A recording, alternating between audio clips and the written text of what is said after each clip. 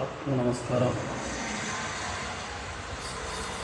சாமி அப்பா ஞானவிதா சிவானந்த பரமஹம்சர் சத்சங்கம் நடத்த சொன்னார்.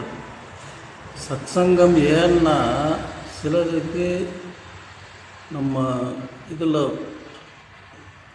சித்தவித்த பயில வர்றவங்களுக்கு சில சமயம் புரியாது, என்ன சொல்கிறதுன்னு புரியாது. அதுக்காகத்தான் சத்சங்கம் வைக்க சொன்னார்.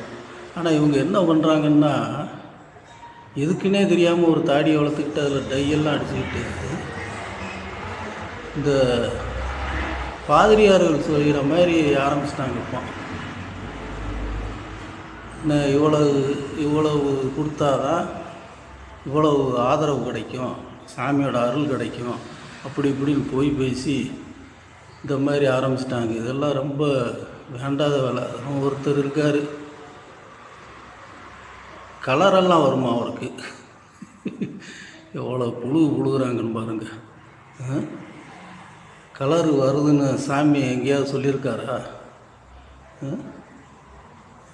எதுவுமே தெரியாமல் ஏதோ பேச்சு திறமை இருக்குன்றதுக்காக கண்ணா பின்னான்னு பேச வேண்டியது.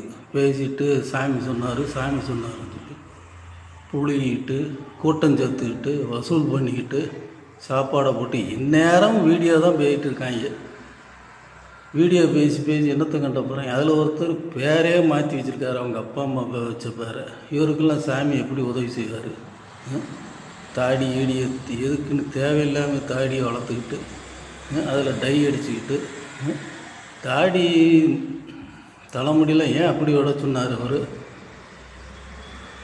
அலங்காரப்படுத்தினா அது அகங்காரமாயிருது. அதனால தான் அலங்காரப்படுத்தாங்கன்றதுக்காக இட சொன்னால் இவங்க தாடி எப்படி சீவிக்கிறாங்க, கொண்டை முடிச்சு போட்டுக்கிறாங்க, என்னென்னமோ பண்ணுறாங்க.